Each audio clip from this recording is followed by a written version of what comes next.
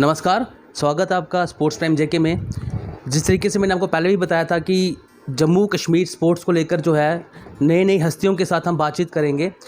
जिस तरीके से जम्मू कश्मीर पहले एक स्टेट था और अब यूटी बन गया है, इन 2 सालों में खेल गतिविधियाँ कितनी ज़्यादा बढ़ी हैं या कम हुई हैं? क्या सिनेरियो रहा है पूरे इन 2 सालों में जम्मू कश्मीर में खेलों का? इस पूरे मुद्दे के ऊपर चर्चा करने के लिए हमारे साथ मौजूद हैं सीनियर जर्नलिस्ट विकास शर्मा, जिनसे जानेंगे कि इन 2 सालों में यूटी बनने के बाद स्पोर्ट्स को लेकर कितना बदलाव आया है या कितना बदलाव देखने को मिल रहा है। जिस तरीके से देखा जाए यूटी प्रशासन जो है वो भी स्पोर्ट्स को लेकर काफ़ी एक्टिव है इस समय।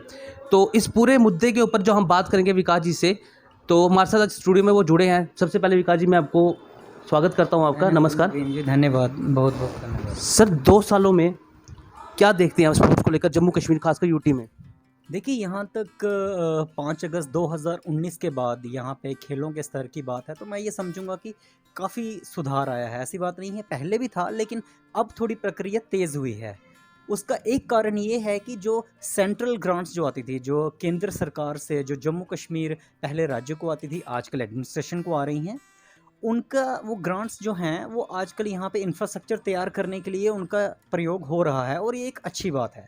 यहाँ पे बहुत ज़्यादा ज़रूरत है हमारे जम्मू कश्मीर में कि हमारा जो इंफ्रास्ट्रक्चर है, स्पोर्ट्स इंफ्रास्ट्रक्चर है, जो कि काफ़ी देर से एक डिमांड थी हमारे युवा की, हमारे उनके पेरेंट्स की, कि यहाँ पे वो नहीं है। इसके कारण हमारा जो खेल है, खेलों का जो स्तर है, वो आगे तक नहीं आ पाता। तो मैं ये समझता हूँ कि इस वक्त काफ़ी अच्छा काम चल रहा है और हमारी जो स्टेट स्पोर्ट्स काउंसिल है, जो जे&के स्पोर्ट्स काउंसिल है, वो भी एक अच्छा काम कर रही है। उन्होंने भी खेलों में काफ़ी ज़्यादा एक्टिविटीज़ काफ़ी ज़्यादा करवाई हैं। खेलो इंडिया जो सेंट्रली स्पॉन्सर्ड स्कीम है, उन्होंने भी काफ़ी यहाँ पे अपना घेराव किया हुआ है और काफ़ी हमारी जितनी भी डिस्ट्रिक्ट्स हैं, चाहे वो कश्मीर की हों, चाहे जम्मू की हों, तो उनमें काफ़ी अच्छे तरीके से वो चल रहा है। हर साल वहाँ पे प्रतियोगिता होती हैं और उनमें से कुछ बेहतरीन खिलाड़ी जो होते हैं वो नेशनल लेवल पे परफॉर्म करने के लिए जाते हैं और कई डिसिप्लिन्स में हमारे मेडल्स भी आए हैं। तो ये उसी का परिणाम है कि इस वक्त जो है यहाँ पे काफ़ी ध्यान केंद्रित किया गया है, यूटी एडमिनिस्ट्रेशन का भी और सेंट्रल गवर्नमेंट का भी। सर, देखा जाए हमेशा हर एक इंसान जो है क्रिकेट की ज़्यादा बात करता है। ओलंपिक्स में जो है काफ़ी गेम्स हैं जिसके लिए हम गोल्ड ला सकते हैं अपने स्टेट्स के लिए या यूटी के लिए, पर उनके ऊपर बात बहुत कम की जाती है। चाहे उसमें फुटबॉल हो, चाहे आपका हॉकी हो, चाहे आपका कुछ एथलीट्स हो। आप हम एमए स्टेडियम की बात ही कर लेंगे, चाहे उन्होंने आउटर के लिए बहुत मेहनत की, वहाँ पे स्टेडियम बनाना तैयार कर दिया, लेकिन जो इंडोर है जैसे लॉन्ग टेनिस हो गया, आपका टेबल टेनिस है, उस वो तो अब वैसे की वैसे ही है अभी समय। देखिए, इसमें भी मैं ये समझता हूँ कि हमें कुछ एक गेम्स को छोड़ के सिर्फ उन्हीं के ऊपर ध्यान केंद्रित नहीं करना है, सभी की तरफ हमें बराबर करना है। जो हमारी दूसरी गेम्स हैं, आप चाहे हॉकी ले लीजिए, आप टेबल टेनिस ले लीजिए, आप बैडमिंटन ले लीजिए, आप कोई भी प्रतियोगिता या कोई भी ये गेम ले लीजिए जिसमें प्रतियोगिताएं होती हैं, उनके पर ध्यान केंद्रित करना बहुत ज़रूरी है। क्या हो रहा है कि यहाँ पे जम्मू में जो है, जो सिर्फ क्रिकेट ही क्रिकेट, कश्मीर में सिर्फ फुटबॉल ही फुटबॉल, और बाकी जो गेम्स हैं उनके पर बिल्कुल ध्यान नहीं दिया जा रहा, जिसका ये नतीजा हो रहा है, एक तो हमारे खिलाड़ी भी मतलब उतने उत्साहित नहीं नज़र आ रहे उसमें, और दूसरा ये है कि उसमें कोई गतिविधियों में भी कोई इतना खास बदलाव नहीं आया है। ऊपर से कोरोना ने तो बिल्कुल ही पीछे कर दिया है। पहले भी गतिविधियाँ नहीं होती थी, इतनी ज़्यादा नहीं होती थी। जैसे कि आप क्रिकेट के इवेंट्स देख लीजिए, क्रिकेट फुटबॉल के कहीं पे भी अभी भी चल रहे हैं, अभी भी लीग्स चल रहे हैं। तो जैसे मैं समझता हूँ कि बैडमिंटन में भी काफ़ी सुधार आया, बैडमिंटन में भी लीग्स चली जो चली हैं, तो वैसे मैं समझता हूँ कि दूसरी गेम्स में भी अगर लीग चलें तो यहाँ पे बढ़ावा मिल सकता है, जो कि बहुत ज़रूरी है। आजकल डिसिप्लिन इतने ज़्यादा हो गए हैं, जो हमारे बेसिक डिसिप्लिन हैं उनके ऊपर तो बिल्कुल ध्यान ही नहीं दिया जा रहा। मैं समझता हूँ कि जब तक उनको आपने स्ट्रेंथन नहीं किया, तब तक इसका कोई फ़ायदा नहीं है, तब तक हमारे खिलाड़ी ऐसे ही निराश होते रहेंगे। सर, मुझे आज भी याद है, 16 साल का एक्सपीरियंस है आपको और आप ज़मीनी स्तर पर जुड़े भी हैं स्पोर्ट्स को लेकर। जिस तरीके से आपने अभी कुछ साल पहले कुछ स्टोरी की थी आपने स्पोर्ट्स को लेकर ही, हॉकी को लेकर, तो क्या यहाँ की काउंसिल का क्या बनता नहीं है कि ये जम्मू कश्मीर के युवा खिलाड़ी हैं उनको सपोर्ट किया जाए? क्योंकि मुझे आज भी याद है कि वो 3-4 लड़कियाँ थी शायद से, जिनके पास 20 लड़कियाँ थी, तो उनके पास खेलने के लिए स्टिक्स नहीं थी। तो आपकी स्टोरी का वो इम्पैक्ट पड़ा था जम्मू कश्मीर में, मुझे नहीं पता, लेकिन पंजाब तक वो स्टोरी गई और उसके बाद वहाँ पे लड़कियों की मदद की गई थी। तो उसको किस तरीके से देखते हैं कि जम्मू कश्मीर को उस चीज़ को बढ़ावा देना था, लेकिन वो दूसरे राज्य ने उसको बढ़ावा दिया? देखिए, आप भी ये जानते हैं कि पंजाब और हरियाणा खेलों के मामले में मैं समझता हूँ कि उनसे बेहतर आप पूरे यूटीज़ और स्टेट्स में घूम लीजिए, उनसे बेहतर प्लेयरों को रिवार्ड देने वाली कोई भी राज्य ऐसा नहीं है। और हमारी बदकिस्मती ये है कि हमारी यहाँ पे जो एडमिनिस्ट्रेशन ले लीजिए या काउंसिल ले लीजिए, वो ड्राफ्ट तो काफ़ी ज़्यादा बनाते हैं, स्पोर्ट्स काउंसिल ड्राफ्ट 2 बार बना, 3 बार बना, लेकिन उसकी फाइनल इम्प्लीमेंटेशन नहीं हो पाती, या अगर हो पाती है तो उसमें भी कई खामियां रह जाती हैं, किसी गेम को ज़्यादा मिलता है, किसी गेम को कम मिलता है। तो मैं ये समझता हूँ कि इसके ऊपर एक एक्सपर्ट कमेटी होनी चाहिए। एक्सपर्ट कमेटी में वो खिलाड़ी होने चाहिए जिन्होंने अंतर्राष्ट्रीय स्तर पर राज्य का नाम रोशन किया हो या यूटी का नाम किया हो, और अगर यहाँ से ज़्यादा नहीं है तो आप बाहर के राज्यों के बुलाइए, जिन्होंने, आप अभिनव बिंद्रा जैसे खिलाड़ी को बुला सकते हैं, राज्यवर्धन सिंह राठौर जैसे खिलाड़ी को बुला सकते हैं।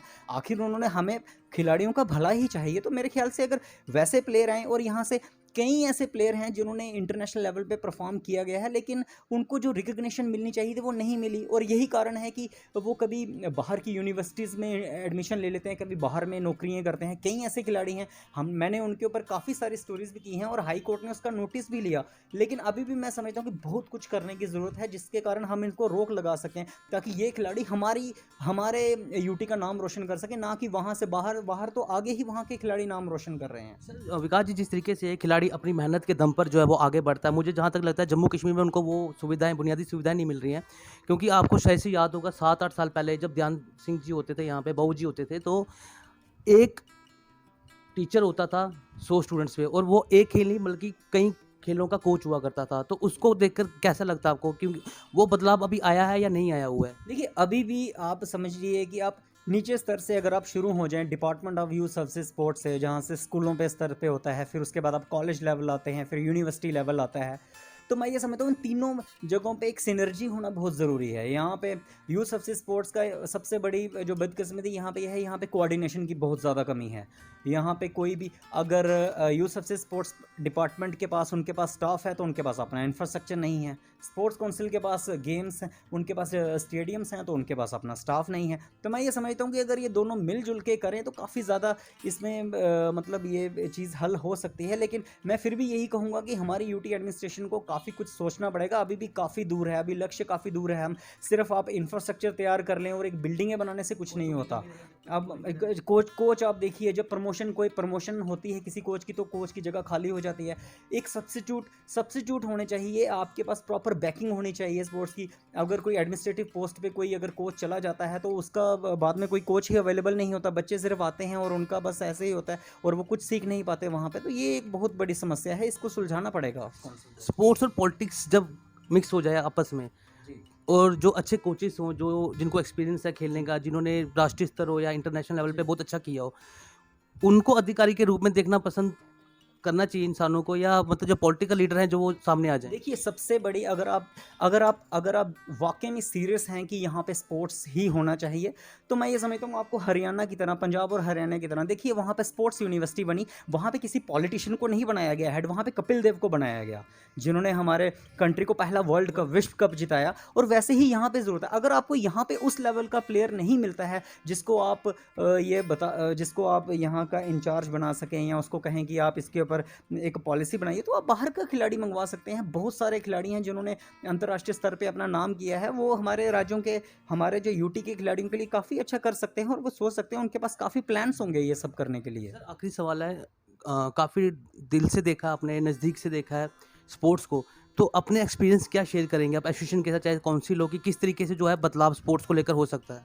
देखिए, स्पोर्ट्स काउंसिल, जहाँ तक, खैर 16 साल में मैं अपने कार्यकाल, अभी तक मैं 16 साल हुए हैं मुझे इस फील्ड में, तो मैंने यही देखा है स्पोर्ट्स काउंसिल में।